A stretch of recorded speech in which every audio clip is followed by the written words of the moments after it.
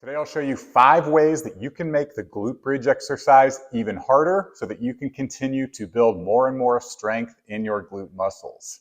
So if you've watched this channel at all, you know that building strong glutes is the cornerstone to solving lower back pain and knee pain in adults as they get older, and that the glute bridge is a great choice because not only is it effective at strengthening your glutes and your hamstrings, but it's also safe, meaning that not a lot of impact goes through those joints, so we don't risk making the pain worse, which is really important if you're dealing with pain.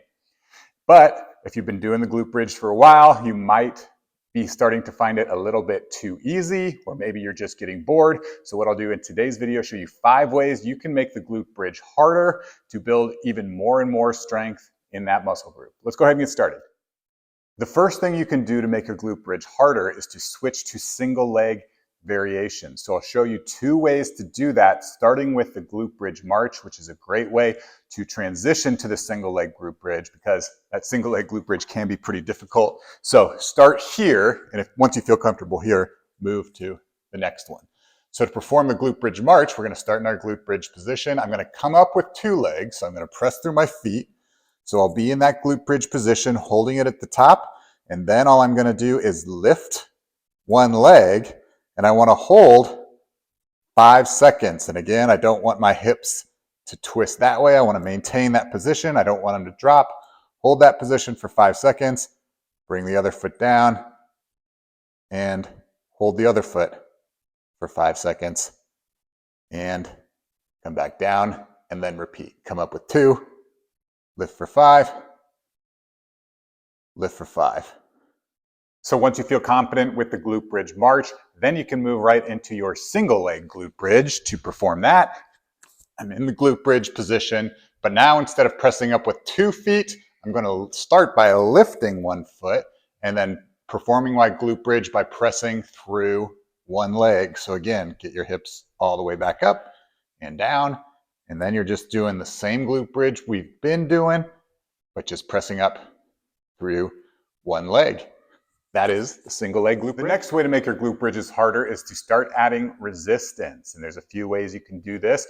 I'll start with one of these functional fitness bands. So to perform the banded glute bridge, I'm going to take this band, I'm going to lay it on the ground right in front of me, just flip one side so we've got a figure 8.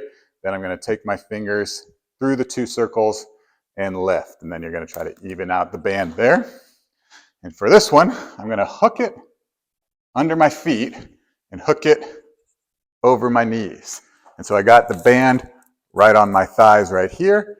And so that band is just going to add resistance to my glute bridge. So from there, I'm just going right back into my 2-foot glute bridge where I'm pressing up and back down.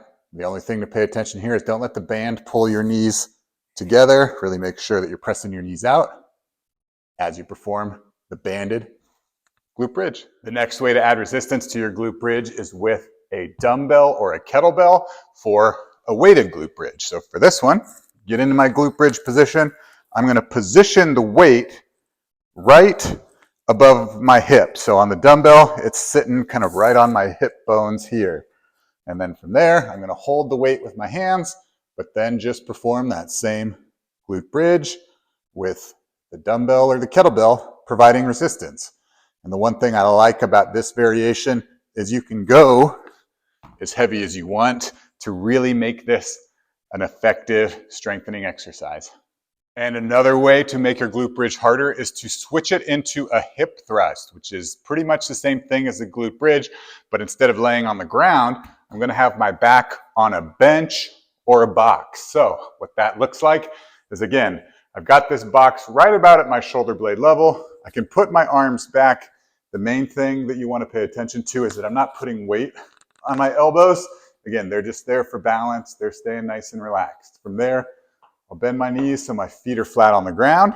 And all I'm going to do, same with the glute bridge, is press through my feet to bring my hips all the way up. And so what I love about the hip thrust is that you can do all those progressions we just talked about. So again, it's a more challenging exercise, but you can switch it to the single leg variation. I could take a weight and put it on, or if you really want to get serious about building strong glutes, You put a barbell over your hips and you start to lift some real weight. So that is the hip thrust exercise. So there you have it. That's 5 ways that you can make the glute bridge harder to build stronger glutes. So just a reminder, if you're serious about solving lower back pain or knee pain, you need to focus on building strong glutes. The glute bridge is not only safe, but it's effective.